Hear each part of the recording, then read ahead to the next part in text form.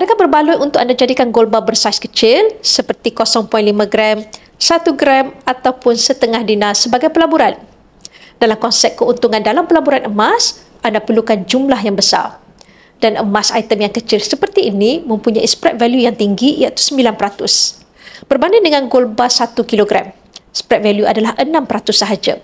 Lebih rendah spread value, lebih cepat anda dapat keuntungan.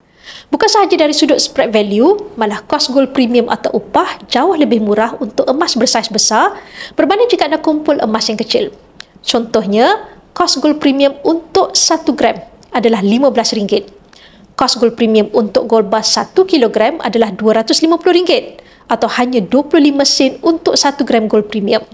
Bagaimana cara untuk anda dapatkan emas-emas ini? Anda ada pilihan untuk buat belian terus jika anda mempunyai wang tunai yang cukup, atau anda boleh menyimpan di akaun Gap sehingga cukup grade emas yang anda target.